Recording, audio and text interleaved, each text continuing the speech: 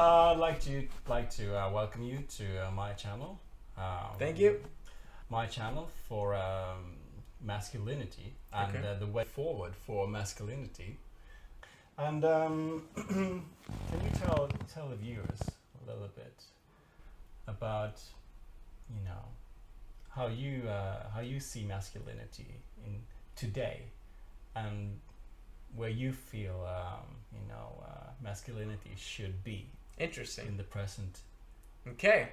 What I've noticed is that there's a lot of confusion in the world about what masculinity is. Like, we know the kind of like masculine features, big strong body, beard, mustache, hair on their chest, being like "Roar" type thing. That, we think about that as masculine, and I completely agree. However, I would say the most important aspect of masculinity is being able to be emotionally stable. Oh. To be calm and relaxed when other people are freaking out. Because the reason why I say that is because we are opposite from women. And very often, because of their reproductive cycles that go up and down, up and down, up and down, depending upon when in the month it is, because they have a reproductive cycle, we don't want to be like them. We don't want... That's our strength. That's our that's something that shows that we have power and that they are in awe of. If we manage to control ourselves and control our emotions, we're doing something that women physically are not capable of doing. And that's why I look at that as one of the most important aspects of masculinity. And in the world, they don't see that. They don't talk about it, but this is critical. You have a YouTube channel called Men of High Value. Yep. And there you go into extensive detail about the masculine and the feminine. And you go into details about how it has been in the past, where men led their women with force. Yeah. How it is today, where sort of at a point where nobody is leading no one. No one is leading no one. And where you want to be, which is basically men returning to leadership, but leading with power, Right. and not force. Can you just give us a quick, overview of power versus force when it comes to masculine and feminine relationship? Okay. So, like you mentioned, we've had the patriarchy, and there's a lot of you got the guys on the men's rights movement who are basically saying, oh yeah, but men have built cities and civilizations, and if it wasn't for men, then nothing would have been possible, which is correct. However, we tend to forget the women during that time. Like, they were the ones who gave birth to children. If it wasn't for them, we wouldn't have children.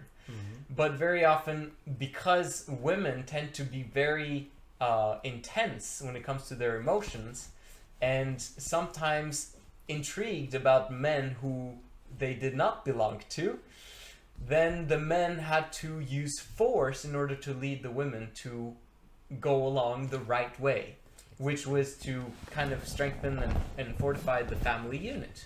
So men knew that family is critical and important, and the woman should not be looking elsewhere, or she should not be that emotionally unstable, because that could be it could be dangerous. So that was in the past. We've come to a point now where we understand more about leadership. We don't need to lead by force, because as we now have progressed and evolved as human beings, we understand that we can accomplish great things with voluntary measures. If you got people skills, if you lead people the right way, you can actually lead them along voluntarily, and them actually following you because you are the right guy, because you are actually doing the right things for the right reasons, and you care about your flock and your family. So if you lead like that, and with a good example, and with the ability to do, the ability to provide, the ability to protect, and you actually do those things, then the woman will naturally follow and look up to you. And that is, in my definition of leading with power instead of force. Yeah, I see. Right. Oh, that, yeah. Another thing is like, what was I going to say? Is that, yeah, how did, can you tell us a little bit about, your journey towards this understanding? And I want, it's been a long journey, and you go into details about this on your channel, so Right. we're gonna have a full story here. But what I'm interested in is that because you had a very bold like strategy for understanding the woman, which is what we're doing here. We're trying. This is not just about masculinity, it's about understanding masculinity through the feminine. You have a wife. Yeah. You were married. You had 3 kids, but you weren't really happy. Well, I was actually quite happy. You were happy. Yeah, I was quite happy. My emotions were fine, but my wife wasn't attracted to me. Oh, She didn't want to have sex. no sex. And we still had sex, but she was just not interested. I don't know if you've had sex with someone and they're just not that into it. Most of us probably have at one point. And that was kind of, she knew she needed it, so she was making herself available, but it wasn't interesting. And I always look at sex as a fantastic thing. I grew up as an intense Christian, I'll call it. Where I was following all of the rules, doing everything right, and wanted to be a fantastic father and a husband, because that's what, the Bible says, we should have families. Yeah. And 3 years in, actually on our honeymoon, I noticed that she, immediately after we got married, suddenly she wasn't interested anymore. Like, she was the one who was chasing me up until the point of marriage, and then after the marriage, or after the wedding night. Oh, that soon. Yep, and she became depressed, and we ended up having a baby. We had the second baby, and she was now going further and further into depression, and I was like, what is going on? And she basically told me, if you're not going to fix this, I don't want to divorce you. That was basically what she told me. And I was like, what? Like, I'm doing everything right, and I'm being a fantastic husband, and yet she wasn't interested in me. And divorce was never an option for her. That was just like, that was off the table. She, obviously you had kids. And actually, who wants to have divorce? Yeah, but the one thing that we said before we got engaged, we were just dating. Yeah. And then I just told her one time, I don't break up with people. You told her. I told her that. And then she's like, well, I don't break up with people either. And then I was like, well, I guess it's us then. And then you came to this situation, like you just said, you just described that. Yeah. She, I'm not going to divorce you, so you better man up because I'm not attracted to you and do something about it. Well, it wasn't like that. It was more like, I don't know what to do. I don't want to divorce you. It was very calm, very nonchalant. Like, this is the facts. Okay. This is how it is. You need to figure it out. But need to make me attracted to you. Pretty Basically, much. that's what she said. Well, that was pretty much what she meant. Yes. How did you respond? I mean, how? Well, you were attracted. You were like, or you'd been like losing a little. I mean, it's tough when you make love to someone and she's not responding so well. Well, I was still motivated. I was still the same guy. There was nothing, wrong with me or her for that matter. Everything was great. It was just that she was kind of depressed and not attracted to me. So that's a problem. That's a problem. That is a problem. So I basically, as a intense Christian as I was, I didn't know really where to look. So I read all the love language books and all the learning how. That's where it gets. This is where it gets interesting. Yeah. Yeah. Sorry. Go. Because you took the challenge. You leapt to the challenge, and absolutely, I knew it was possible. I think realized that the because you took it upon yourself to try to recreate that attraction that was there when you did meet, right? And when Right. you got involved and you got married and everything. But you know these things. But you know, why didn't you just go to couple therapy or something? You know, isn't that what normal people do? No, because I knew what I was doing. Like I was doing everything that was being said in those books. What books? But how did you get the? Like for example, 5 Love Languages. This is one very famous book. It was the how to win friends and influence people, how to skill with people, all those things that to convince your wife to kind of be attracted and have sex with me and all those things. And also I started to learn about, okay, maybe I'm just not lasting a long enough time in bed. Maybe I need to get better at sex. So at one point I told her, okay, so let's have sex every single day and see if that improves anything. So we had sex 165 days straight in a row just to make sure, like, okay, maybe I'd improve in bed during this time. But we figured out after 165 days, and eventually we're like, okay, we can take a break now. We don't need to do it again tomorrow. We figured out that, you know what? It hadn't increased, even though the sex was improving, and I was improving there, and she was improving there as well, and we had a great time doing it. She still wasn't increased in attraction towards me. Okay. Yeah, which meant that there was something else.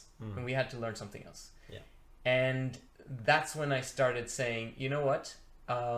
My religion is not teaching me how to get my wife attracted. And I needed to open my widening, view on things.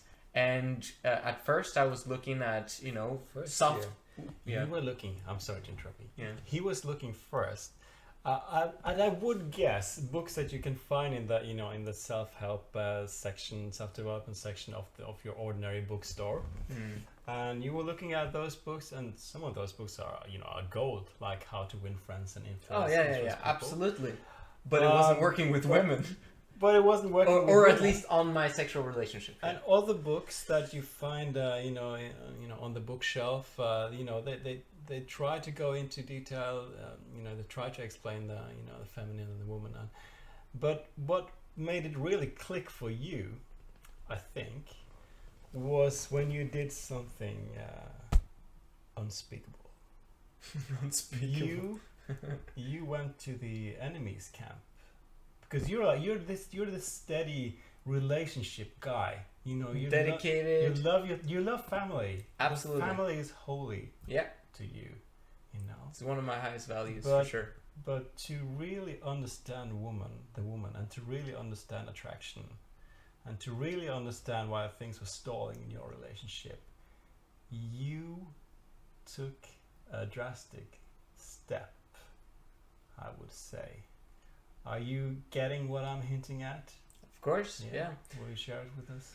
So I decided to learn from players, actually. Players? Well, I mean, one thing led to another, right? It wasn't like I should go directly to the source. It wasn't like that. It was more like I was searching online. Why players? I was searching online. Well, what we figured out was something called the manosphere.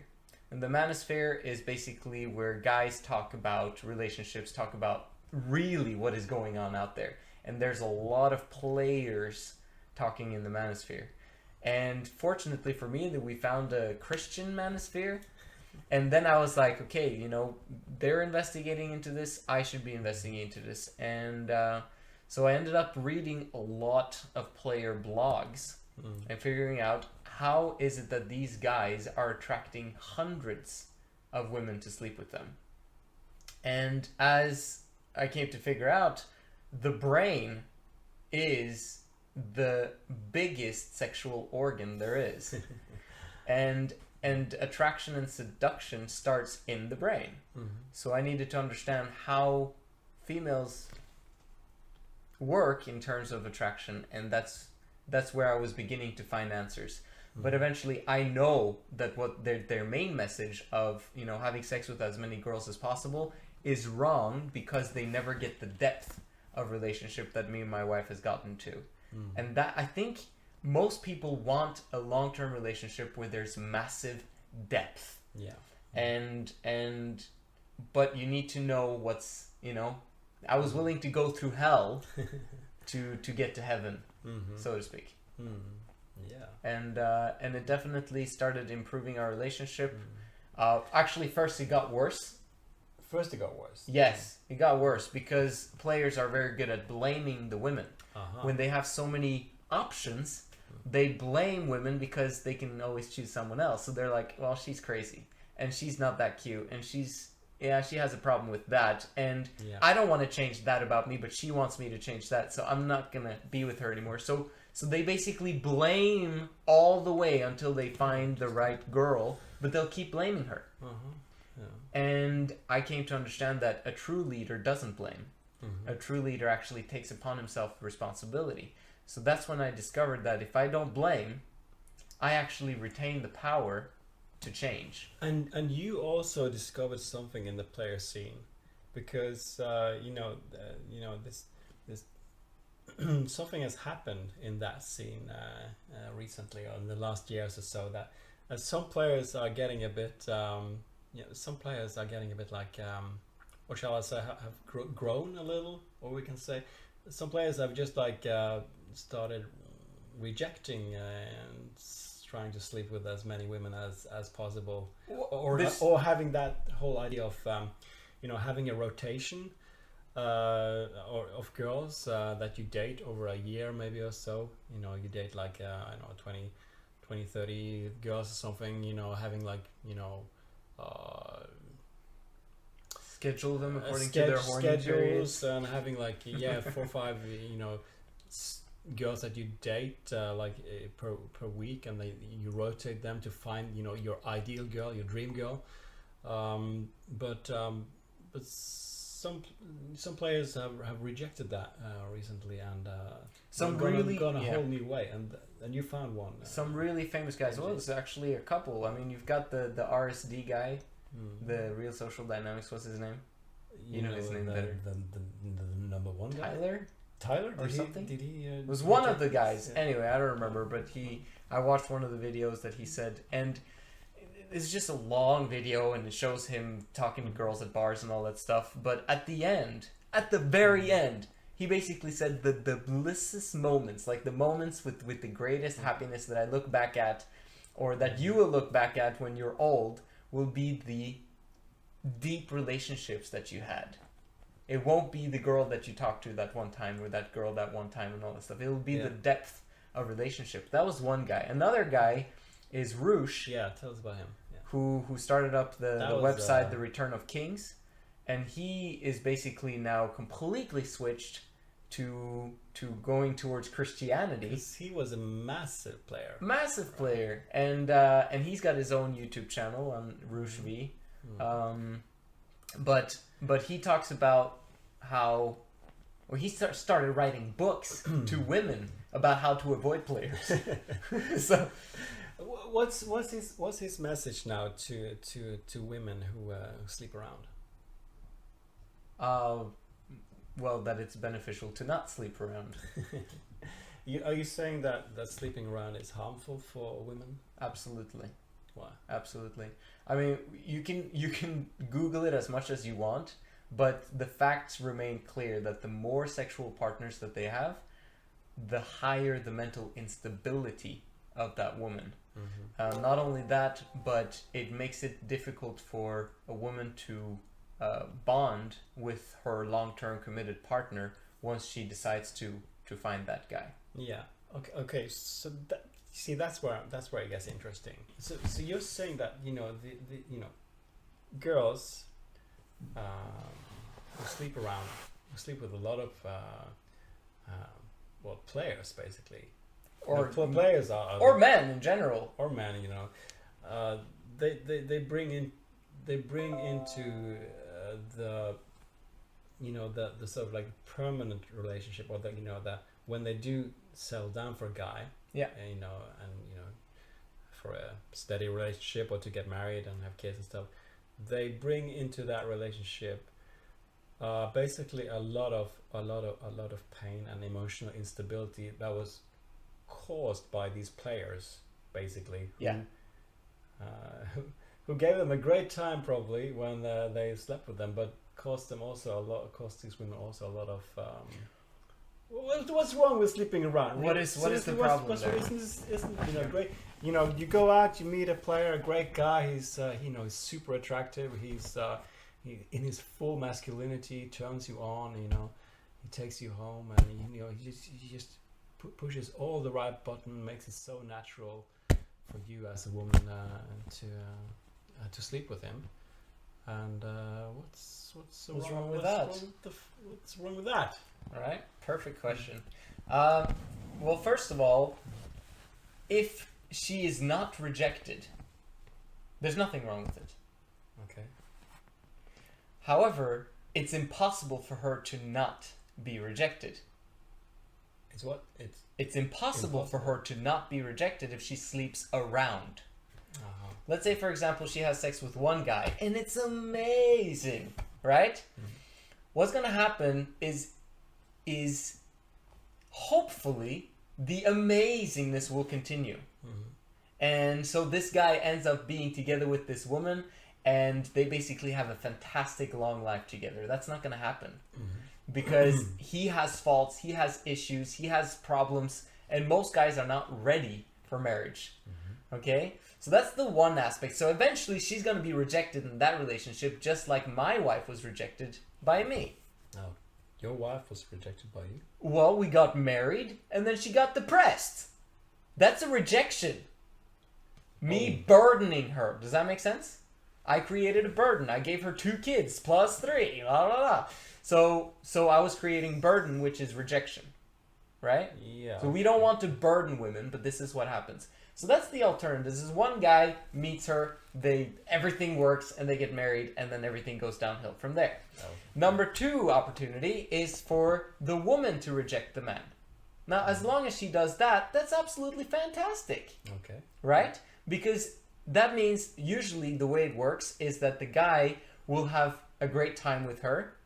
She might not be that interested, but he's like now, oh, hey, can we meet again? And then he keeps on pushing, and he's needy and desperate.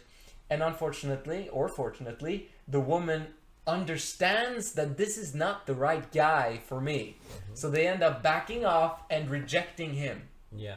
Which means that they move on to the next guy, but they've just increased their sexual partner count, which lowers their value in the high value men's eyes. Okay. And she moves on to the next guy, hoping that the next guy will be better than the last guy.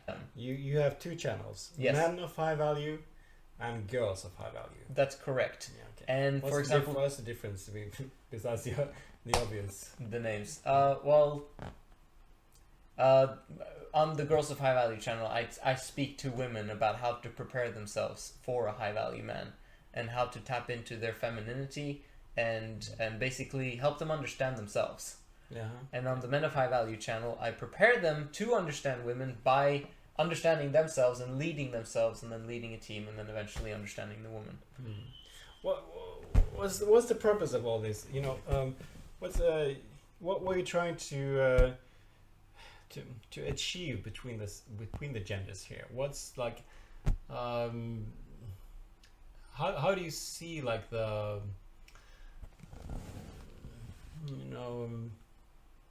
so obviously you want a relationship where the man is masculine, absolutely, whatever that means. What do you mean whatever that means? Whatever that means. Okay. What does it mean, to be masculine? What does it mean to be feminine in a relationship? Gotcha. Yeah. Masculinity would be to take upon himself responsibility. To actually say that this is my work, this is my obligation. Like Grant Cardone says, success is my duty, obligation, and responsibility. And a masculine man would take upon himself that responsibility of being successful so that he can provide for his women and for his children.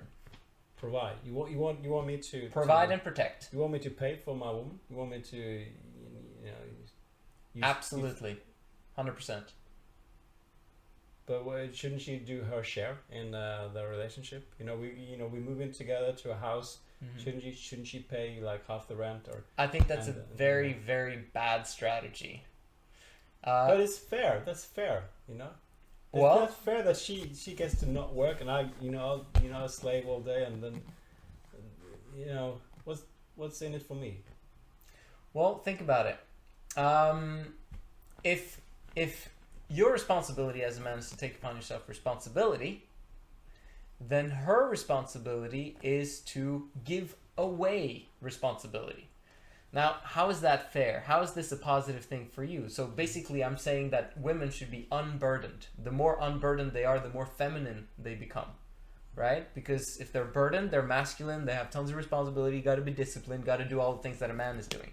But you don't want a woman to do that. You want a woman to be out of her mind, stop thinking, and get inside her body. Why do you want that? Because you want a woman to be emotionally unstable, but you want her to be positively emotionally unstable in the bedroom. She cannot do that without stimulants if she's masculine. Women today strive so hard to be emotionally stable. You have to be if you want to have a job. Yep. You have to be if you want to be independent. Yep. Why would we do this? Isn't that a wonderful thing to come into control of your emotions? Why would we want our women to return to the emotional instability that is part of the, maybe you can say, is part of the feminine essence? It's a good question. In terms of when women are masculine, very often what I hear them tell me, like the more masculine they are, the more dead they feel inside. Feminine women are basically life. It's life force. Women create children. It's life force. Together with the sperm, it produces the egg, and it produces life. And women are charged that way to actually be full of life and to be all over the place, but in a positive manner. Most of the time in history, they've been all over the place in a negative way, but that's been because of bad leadership.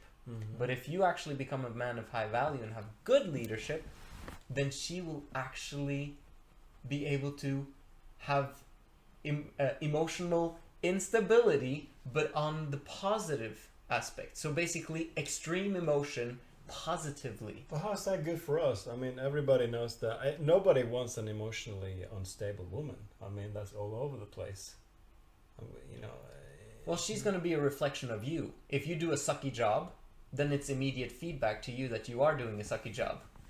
But, however, if you do a fantastic job, then she's going to naturally be a reflection of that and not have the bad, negative emotional instability, but only the positive. Are you saying that a woman's emotional instability is her source?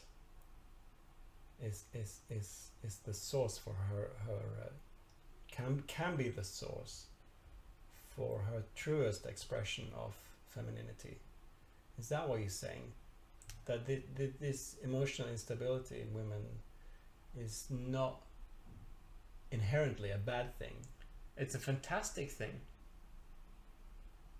Think about it. When you're when you're having sex with a woman, do you want to be the one who's all over the place with joy and happiness and pleasure and writhing and like screaming and moaning and all that stuff?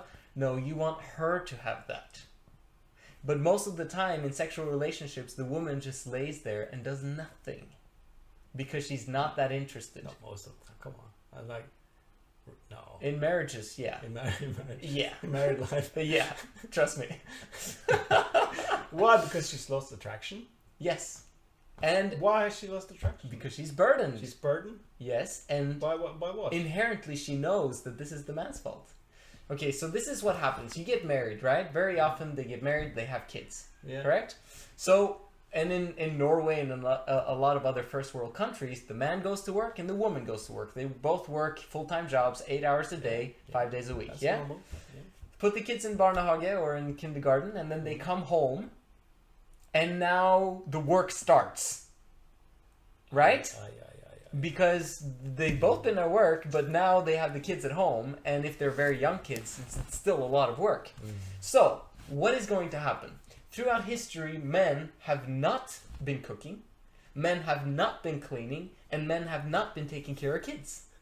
So now that the women are in the workforce, because we want equality, what is happening now is that the man is now, if he wants things to be equal, he has to do the exact same amount of work as the woman in the kitchen, in the cleaning, and with the kids. Okay. But men have a hard time doing that because they so easily neglect. Once they come home from work, they just want to chill in front of the TV. They're kind of expecting the woman to still do the work because it's her job. She's the woman, right? So she ends up doing double the work than the man, and she feels that it's unequal. She blames him, she nags him for it, and they don't have a good relationship. Well, can't the man just do more? What's wrong with us? Why do we just slouch on the couch like that? Well, sure, it'll definitely help. That would fix it, right? Then she wouldn't be a burden anymore. It would definitely help. Only problem is, she still look down on you because you don't do it her way. She's a natural in the household. And if you try to do everything equal as her, who's going to lead in the kitchen? Who's going to lead in cleaning? Whose standard are we following? Are we following the man's standard or are we following the woman's standard? Because trust me, she will be the leader. No matter how much you try to be the leader, there always is going to be someone who has a higher standard. And that's bad for attraction. Is that what you're saying? Very bad for attraction. Because the moment she's the leader in any aspect of life, then she begins to look down on you for not being able to be at her level. You're powerless, not powerful. It's not like she looks at you how you did the dishes and like, oh wow, that was amazing. You know what I mean? It's kind of like she expects you to do it because you guys are doing everything 50-50. So my suggestion is to rather you double focus on making money and then allow her to do what she wants, no matter what it is. If she doesn't want to take care of the kids, then you should pay for someone to take care of the kids. If she doesn't want to do the cleaning in the house, you should pay someone to do that. Same thing with food. If she doesn't want to you take away her responsibility, trust me, she will be unburdened, she will be fired up outside her brain, and she will run towards responsibility and wanting to help out. That's what you want a woman to do. That sounds, yeah. At least it's a start. It's a start. It's a start. That, we know that doesn't solve everything. And I hope we can go more into detail later. But now is not the time. Thanks for having me. Yeah, thanks for being on the show, Joseph. And I'll be going into my ideas on masculinity and the way forward for masculinity. I feel Joseph here has given us a great little taster of what's to come, and I look forward to spelling it out in the future. And don't forget to check out his YouTube channels, Men of High Value and Girls of High Value. And make sure to like and subscribe and comment on your first video. Yeah. Or one of your first videos. Absolutely. Like and subscribe.